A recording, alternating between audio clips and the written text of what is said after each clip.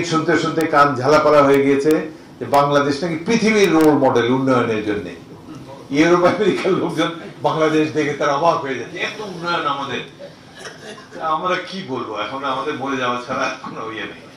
যে দেশে বিশুদ্ধ পানি পায় না রাজধানী শহরের লোকেরা, যে দেশে একটা আগুন লাগলে মৃত্যুর কোনো খবর নেই, পালানোর কোনো জায়গা নেই, অসভ্য একটি দেশের মধ্যে আছি। এতই যদি উন্নয়ন হয় তো জাতিসংঘ তাদের যে সুখী মানুষের দেশের তালিকা করে সেখানে সর্বনিম্নে কেন বাংলাদেশ? এত উন্নয়ন হলে আমাদের মতো খুশি হয়ে যাবে। এখন বোঝা গেল বাংলাদেশের লোক উন্নয়নে খুশি না। সেই জন্য জাতিসংঘ এটা খেয়াল করেছে এবং আমাদের তলানিতে রেখেছে অসুখী দেশের মধ্যে। বসবাসযোগ্য শহরের মধ্যে সেখানেও আমরা সবার নিচে, ঢাকা শহর, দিল্লিকেও বোধহয় বিট করে দিয়েছে ইতিমধ্যে।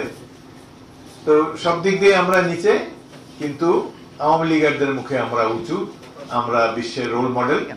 এখন আবার নতুন শুনতেছি যে বাকশাল করবে। এটা তো খুব আনন্দের সংবাদ। বাকশাল নাকি খুব ভালো ছিল, বাকশাল করলে দেশের আরো অনেক উন্নয়ন হবে। তো আমরা তো চাই করুক, বাকশালটা একটু করুক, সব সংবাদপত্র নিষিদ্ধ করে দেখ, এই যে টিভি ক্যামেরা আরো আসবে টাসবে এদেরও বাদ দিয়ে দেখ সবাইকে, একটা খালি বিটিভি থাকবে, একটা খালি সংবাদপত্র থাকবে, সব রাজনৈতিক বন্ধ, বিএনপি সব, বিএনপি কিন্তু বন্ধই অলমোস্ট করে দিচ্ছে, তারা করার চিন্তা ভাবনা করতেছে। তো সব দল বন্ধ করে আবার একটা বাকশাল করেন, আমরা একটু দেখতে চাই বাংলাদেশের মানুষ কিভাবে তাদেরকে গ্রহণ করে। অত্যন্ত দুঃখের বিষয় যে দেশে গণতন্ত্র নাই, সেই দেশে বসবাস করা খুব লজ্জাস্কর। মহিলা প্রত্যেকদিন পত্রিকা খুলে দেখবেন যে গণরেপ হচ্ছে, গণধর্ষণের শিকার স্কুল ছাত্রী কিংবা অপ্রাপ্তবয়স্ক শিশু, এবং এদের তল্লাশি করলে, ইনকোয়ারি করলে দেখা যাবে একজন রাজনৈতিক দলের, একটি রাজনৈতিক দলের নেতা সেখানে বসে আছেন, তারা চালা চামুন্ডারা সারা দেশ ব্যাপী এইসব কাজ করে যাচ্ছে, কোনো প্রতিকার নাই। দেশের সবচেয়ে জনপ্রিয় নেত্রী বেগম খালেদা জিয়া, তারই জীবনে কোনো নিশ্চয়তা নেই। তাকে তিলে তিল থেকে হত্যা করার জন্য বর্তমান সরকার তৎপর।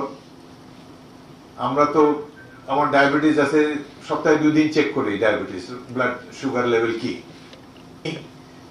মার্ডার কেসে আসামি, তারও জেলখানায় গেলে তার চিকিৎসা পাওয়ার অধিকার আছে, চিকিৎসা পায় যতটুকু পাওয়ার, কিন্তু 3 বারের প্রধানমন্ত্রীকে কোনো চিকিৎসা দেওয়া হচ্ছে না। এটি অত্যন্ত দুঃখজনক।